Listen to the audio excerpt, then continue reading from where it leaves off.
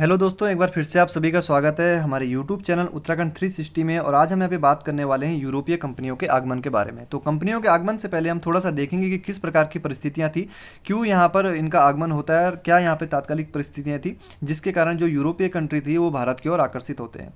तो सबसे पहला कारण आर्थिक संपन्नता रहेगा यहाँ पर। लेकिन थोड़ा सा एक चीज़ और बता दूँ आपको, जो ये वीडियो यहाँ पर आपको मैं दे रहा हूँ अभी, तो देखिए अगर आप उत्तराखंड लेक्चरर की बात करें या यूपी टीजीटी पीजीटी की बात करें या केवीएस एग्जाम की बात करें या एनवीएस एग्जाम की बात करें तो वहाँ के लिए ज़्यादा फायदेमंद रहेगा।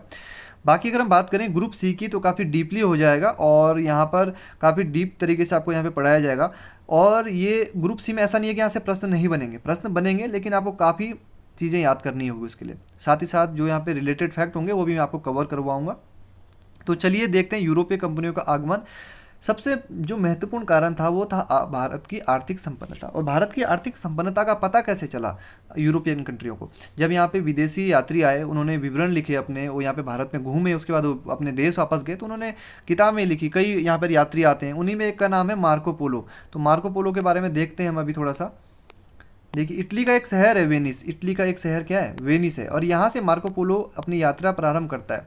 और जब वो यहाँ पे एशिया महाद्वीप में आता है तो एशिया महाद्वीप के अंतर्गत वो कहाँ घूमता है, इंडिया में घूमता है, चाइना में घूमता है। और इसके बाद जब वो भारत से वापस लौटता है इटली, और इटली जब लौटता है तो यहाँ पर वो अपने एक यात्रा वृत्तांत लिखता है जिसे हम the book of sir Marco Polo के नाम से जानते हैं। The book of sir Marco Polo के नाम से जानते हैं, ये मैं अभी लिखवाऊंगा आपको। तो the book of sir Marco Polo में वो क्या करता है, भारत की आर्थिक संपन्नता के बारे में बताता है, जिसके कारण यहाँ की कंट्रियाँ क्या होती, भारत की ओर आकर्षित होती है। अब ऐसा नहीं है कि आप ये सोच रहे हैं कि उसने किताब लिखी मार्को पोलो ने और यहाँ पर व्यापार इनके बीच में शुरू हो गया। व्यापार तो यहाँ पे हड़प्पा सभ्यता के टाइम से चल रहा है भारत का विदेशों के साथ। और जिस समय मार्को पोलो यहाँ पर आ रहा है यात्रा करने के लिए, उस समय भी यहाँ पे व्यापार होता था। व्यापारिक यहाँ पे रास्ते हुआ करते थे, कई रास्ते थे यहाँ पे, मैं बताऊंगा आपको अभी। तो मार्को पोलो ने अपना यात्रा वृत्तांत लिख दिया the book of sir Marco Polo. तो उसने इसमें कुछ बातों का उल्लेख किया है जो एग्जाम के लिए बहुत महत्वपूर्ण हो जाते हैं। सबसे पहले तो उसने एक वर्णन किया है काकतीय वंश की राजकुमारी का, जिसका नाम है रुद्रमा देवी। ठीक है, रुद्रमा देवी का। और दूसरा उसने यहाँ पे दक्षिण भारत के पांड्य राज्य का वर्णन किया है। उसने लिखा है कि मैं भारत का, दक्षिण भारत का एक पांड्य राज था, पांड्य राज्य था, वहाँ पर भी मैं गया हूँ। और साथ ही साथ उसने काकतीय वंश की राजकुमारी रुद्रमा देवी का वर्णन किया। रुद्रमा देवी बहुत ही महत्वपूर्ण नाम रहेगा हमारे। सीधे वन लाइनर में प्रश्न बन जाता है कि रुद्रमा देवी का संबंध किस वंश से है? तो रुद्रमा देवी का संबंध काकतीय वंश से है। तो वारंगल का काकतीय वंश काफ़ी फेमस था। कहाँ का? वारंगल का। तो वारंगल का काकतीय वंश, इसकी राजकुमारी थी रुद्रमा देवी। पिता का नाम क्या था? गणपति। और मात्र 14 वर्ष की उम्र में ये शासन संभाल लेती है। तो वारंगल के काकतीय वंश की जो ये राजकुमारी है रुद्रमा देवी। अगर आप इसके बारे में डिटेल में देखना चाहते हैं, कुछ क्लियर बेस करना चाहते हैं, तो एक मूवी भी आई थी साउथ में, रुद्रमा देवी के नाम से ही मूवी है, यूट्यूब में आपको फ्री मिल जाएगी, तो आप वहाँ पे देख सकते हैं। तो ठीक है, वर्णन किया है एक काकतीय वंश की राजकुमारी का और पांड्य राज्य का। इसलिए यहाँ पर देखेंगे मध्यकालीन, सॉरी हाँ, तो मार्को पोलो यहाँ पर क्या कर रहा है, यात्रा कर रहा है। तो मार्को पोलो को हम किस नाम से भी जानते हैं? मध्यकालीन यात्रियों का राजकुमार। मध्यकालीन यात्रियों का राजकुमार के नाम से भी मार्को पोलो को संबोधित किया जाता है। इसी क्रम में हमारे पास एक नाम आता है निकल के, देखिए थोड़ा सा यहाँ पे कन्फ्यूजन आपका ताकि ना हो, वेनसांग और मार्को पोलो। देखिए वेनसांग को कहा जाता है यात्रियों में राजकुमार, और मार्को पोलो को हम क्या कह रहे हैं? मध्यकालीन यात्रियों का राजकुमार। वेनसांग के अन्य नाम भी हैं जो एग्जाम में कई बार आए हैं प्रश्न, यहाँ से शाक्य मुनि हो गया या युवान च्वांग हो गया। तो वेनसांग के बारे में आपको पता ही होगा, 629 से लेकर 645 तक इंडिया में रहता है। और हर्षवर्धन के समय क्या है, ये भारत आया था, लगभग 15 वर्ष ये भारत में व्यतीत करता है। नालंदा विश्वविद्यालय का भी इसने वर्णन किया है वेनसांग ने। और यहाँ पे उस समय प्राचार्य कौन थे? शीलभद्र थे। तो जब ये भारत में रहा 629 से 645 तक वेनसांग, इसने अपना एक यात्रा वृत्तांत लिखा CU की नाम से, जो कि एग्जाम में कई बार प्रश्न यहाँ से पूछा जा चुका है। तो CU की वेनसांग का यात्रा वृत्तांत है। ठीक उसी प्रकार से मार्को पोलो का यात्रा वृत्तांत भी the book of sir Marco Polo है। तो यहाँ पे मार्को पोलो के बारे में हमने पढ़ लिया है। तो अब यहाँ पे मार्को पोलो चले गया अपने देश इटली, और उसने यहाँ पे क्या किया है, भारत की आर्थिक संपन्नता है उसके बारे में बता दिया यूरोपियन कंट्री को। तो ऐसे कई यात्री आते हैं वो भारत की आर्थिक संपन्नता के बारे में बताते हैं। लेकिन ऐसी यहाँ पर कोई दिक्कत नहीं थी कि यहाँ पे व्यापार नहीं हो रहा था। यहाँ पे व्यापार अभी चल रहा था। दिक्कत आती है 1453 में। लेकिन 1453 से पहले यहाँ पे व्यापार किन रास्तों से होता था थोड़ा सा देख लेते हैं। देखिए यहाँ पे भारत से ये इस वाले रास्ते से होते हुए ये भारत से पाकिस्तान, ईरान और तुर्की होते हुए फिर यहाँ पर यूरोपियन कंट्री में क्या होता था, व्यापारिक एक रास्ता था ये। दूसरे रास्ते की बात करें तो देखिए यहाँ पे लाल सागर से होते हुए, ये लाल सागर है यहाँ पे, और लाल सागर से होते हुए फिर यहाँ पे ये भूमध्य सागर आ जाता है, और भूमध्य सागर से फिर यहाँ पे यूरोपियन कंट्री में क्या होता था, व्यापार होता था। एक रास्ता यहाँ पे तीसरा यहाँ पे था, ठीक है, ये वाला रास्ता था। और इस रास्ते को फारस की खाड़ी से होते यहाँ से ये यहाँ से ये रास्ता फिर यहाँ पे, तो यहाँ पे अलग अलग प्रकार के यहाँ पे व्यापारिक मार्ग थे और व्यापार यहाँ पे चल रहा था, ऐसी कोई दिक्कत नहीं थी। और सबसे जो महत्वपूर्ण है यहाँ पे तुर्की है यहाँ पर, क्योंकि देखिए जो भी यहाँ पे मार्ग हैं, ये जो दो महत्वपूर्ण मार्ग हैं ये कहाँ से होके जा रहे हैं, तुर्की से होके जा रहे हैं। एक यहाँ से हो गया, ये भी तुर्की से होके जा रहा है। जो ये वाला रास्ता था लाल सागर वाला, ये सबसे ज़्यादा रिस्की रास्ता था। देखिए क्यों रिस्की था, देखिए पहले तो यहाँ पे समुद्र में उतरना है, समुद्र में उतरे, फिर यहाँ पे जो ये भूमि है, देखिए मैप में तो आपको बहुत कम दिख रहा होगा, लेकिन यहाँ पे काफ़ी बड़ी भूमि थी, यहाँ पे काफ़ी देखिए पहले अगर यहाँ से कोई जहाज़ में बहुत सारा सामान लेके जा रहे हैं, फिर उस सामान को क्या करना पड़ता था, ज़मीन में उतारना पड़ता था, फिर ज़मीन में काफ़ी किलोमीटर पैदल चलना पड़ता था, वहाँ पे घोड़े ऊँट की व्यवस्था करनी पड़ती थी, फिर इसके बाद फिर से यहाँ पे भूमध्य सागर में वो माल उतारना पड़ता था, उसके बाद ये यूरोपियन कंट्री में सप्लाई होता था। तो ये रिस्की मार्ग था, यहाँ पर कोहरा भी काफ़ी लगता था, कोहरा काफ़ी लगने के कारण थोड़ा ये रिस्की हो जाता था। तो महत्वपूर्ण मार्ग हमारे लिए सबसे कौन सा निकल के आ गया, ये वाला तुर्की वाला। अब यहाँ पर एक घटना होती है 29 मई सन 1453 को, ये महत्वपूर्ण रहेगा, 29 मई 1453 को इस तुर्की पर, तुर्की का एक शहर है इस्तांबुल, थोड़ा सा देख लेते हैं दूसरे मैप में, ये इस्तांबुल, देखिए तुर्की का महत्वपूर्ण शहर है इस्तांबुल, ये इस्तांबुल, ये दो महाद्वीपों में फैला है। देखिए एशिया महाद्वीप है इस तरफ और इस तरफ क्या है, यूरोप महाद्वीप है, तो दोनों महाद्वीपों में ये फैला है। और यहाँ पे एक संधि है, देखिए बोस्पोरस जल संधि, बोस्पोरस जल संधि के द्वारा क्या हो रहे हैं, अलग हो रहे हैं कौन कौन, यूरोप महाद्वीप और एशिया महाद्वीप, ये भी मैप में आपको अभी दिखाऊंगा आगे।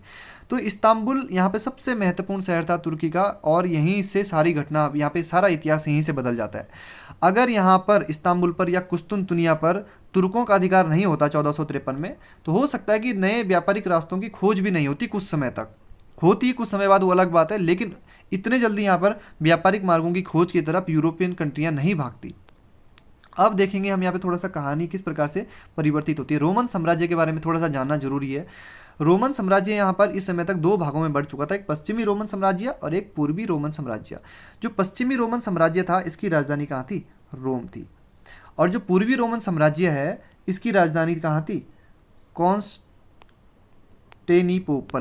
थोड़ा सा नाम सुनने में अजीब है, देखिए कॉन्स्टेटिनोपल, कॉन्स्टेटिनोपल नाम है। और ये राजधानी किसने बनाई थी, आपका एक शासक था कॉन्स्टेटाइन, कॉन्स्टेटाइन, इस शासक ने एक राजधानी बसाई थी कॉन्स्टेटिनोपल नाम से। इसी को जाना गया कुस्तुनतुनिया के नाम से, किस नाम से, कुस्तुनतुनिया के नाम से, और इस कुस्तुनतुनिया का वर्तमान नाम है इस्तांबुल। तो ध्यान रहेगा आपको, रोमन साम्राज्य में जो पूर्वी रोमन साम्राज्य था, फिर से देख लेते हैं एक बार, पूर्वी रोमन साम्राज्य, इसको हम बेजेंटाइन साम्राज्य के नाम से भी जानते हैं, ये लिख लीजिएगा, बेजेंटाइन साम्राज्य के नाम से भी जानते हैं। तो यहाँ का एक शासक था कॉन्स्टेंटाइन, कॉन्स्टेंटाइन, इसने एक राजधानी बसाई कॉन्स्टेंटिनोपल के नाम से, इसे हम कुस्तुनतुनिया के नाम से जानेंगे, उस बाद में कुस्तुनतुनिया इसका नाम पड़ता है, और वर्तमान नाम इस कुस्तुनतुनिया का इस्तांबुल है। तो इस्तांबुल को आप यहाँ पे ध्यान रखेंगे, ये कुस्तुनतुनिया है जैसे।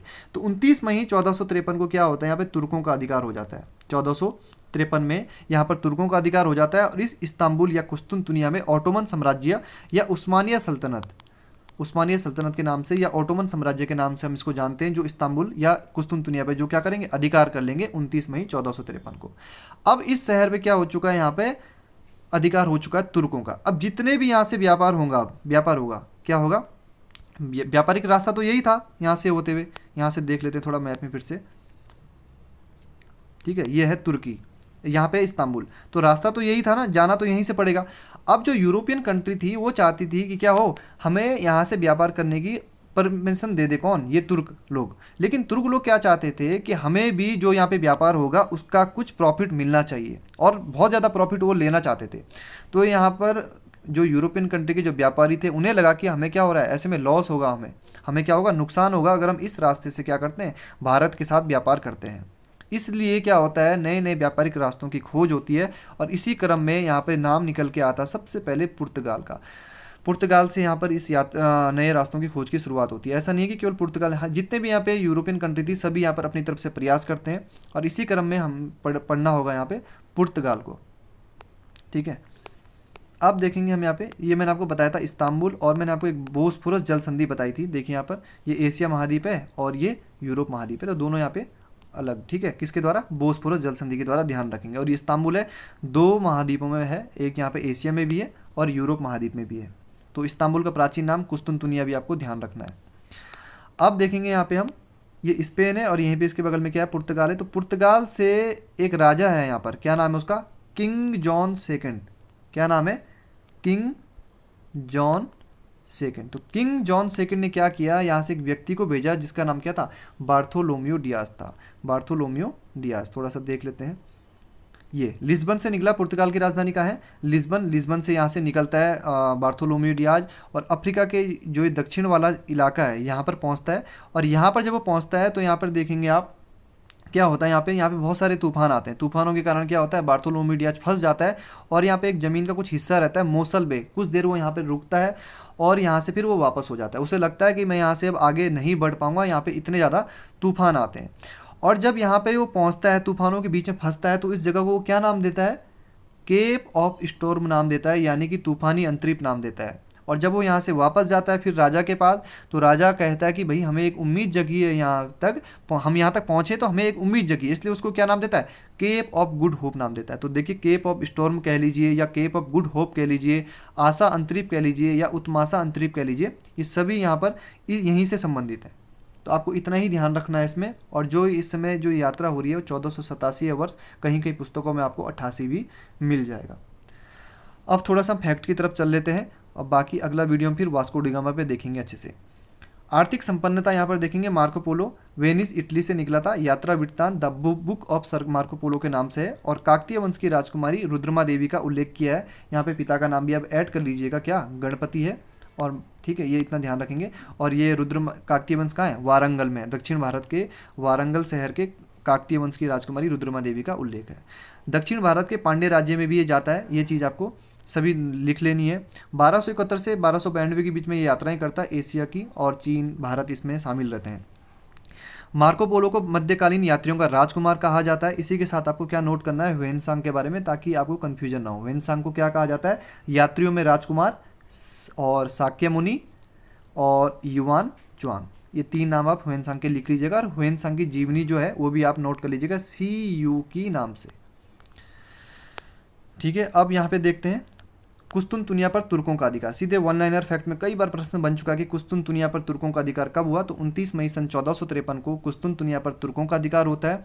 ये यहाँ पर उस्मानिया सल्तनत या ओटोमन साम्राज्य का शासन स्थापित हो जाता है। और यहाँ पर क्या करते हैं, यूरोपियन जो कंट्री है उनसे क्या कहते हैं कि अब हमें हमको क्या देना पड़ेगा, कुछ ना कुछ प्रॉफिट देना पड़ेगा। जितना भी तुम व्यापार कर रहे हो, व्यापार से जो प्रॉफिट ले रहे हो वो कुछ हिस्सा हमें भी चाहिए। इसीलिए यहाँ पर सबसे मेन जो घटना है यही है जिसके कारण नए रास्तों की खोज हो रही है। कुस्तुनतुनिया का वर्तमान नाम इस्तांबुल है, और इस्तांबुल दो महाद्वीपों में है, यूरोप में भी और एशिया में भी। और यूरोप और महाद्वीप को कौन अलग कर रहा है, बोस्पोरस जल संधि अलग कर रही है। और इस्तांबुल तुर्की का एक ऐतिहासिक शहर है, ठीक है। इसके बाद जब यहाँ पे नए नए रास्तों की खोज होती है तो यहाँ पे एक पुर्तगाली राजकुमार रहता है, हेनरी द नेविगेटर। ये लंबी समुद्री यात्राओं को आसान बनाने के लिए दिक् सूचक यंत्र तथा नक्षत्र के द्वारा गणनाएं करने वाली तालिकाओं एवं सारणियों का यहाँ पर निर्माण करवाता है, जिसके कारण क्या होता है, समुद्री यात्राएं आसान हो जाती है। इसी क्रम में देखिए पहला प्रयास यहाँ पर क्या होता है, किंग जॉन सेकंड ने यहाँ पे बार्थोलोम्यू डियाज को भेजता है, और ये अफ्रीका के दक्षिण में पहुँचता है। और दक्षिण में पहुँचने के बाद मैंने आपको बताया था, यहाँ पे दक्षिण में यहाँ पे फंस जाता है वो, और यहाँ पे एक मोसल बे नामक स्थान में वो रुकता है, और यहीं से वो फिर क्या हो जाता है, वापस हो जाता है अपने देश के लिए, पुर्तगाल के लिए। और यहाँ पर जब वो पहुँचता है, जब तूफानों में फंसता है, तो क्या नाम देता है इसे, तूफानी अंतरीप नाम देता है। इसी को हम केप ऑफ गुड होप या उत्माशा अंतरीप या आशा अंतरीप के नाम से जानते हैं। इसके बाद इसी क्रम में देखिए यहाँ पर कोलंबस भी भारत की खोज के लिए निकलता है, जिसका जन्म जेनोवा में हुआ था। देखिए जेनोवा इटली का एक महत्वपूर्ण शहर है, एक शहर जिनेवा भी है, ठीक है, ध्यान रखेंगे। जिनेवा स्विट्जरलैंड का एक महत्वपूर्ण शहर है। दोनों की स्पेलिंग में थोड़ा अंतर है, उच्चारण में दोनों एक जैसे लग रहे हैं। तो जिनेवा स्विट्जरलैंड का एक शहर है और जेनोवा इटली का एक शहर है, जहाँ पे कोलंबस का जन्म हुआ था। और स्पेन की रानी इसाबेला का इसको समर्थन प्राप्त था, और ये स्पेन से 3 जहाज़ लेकर चलता है, नीना, पिंटा और सेंटा मारिया। और ये भारत की खोज के लिए चलता है, लेकिन 1492 में ये अमेरिका की खोज कर बैठता है। तो यूरोपीय कंपनियों के आगमन से पहले ये टॉपिक हमें पढ़ना बहुत ज़्यादा ज़रूरी था। इसके बाद हम देखेंगे वास्को डी गामा। ठीक है, वास्को डी गामा का किस प्रकार से यहाँ पर आगमन होता है, और पुर्तगाली कंपनियों के बारे में हम डिटेल से अब आगे पढ़ेंगे।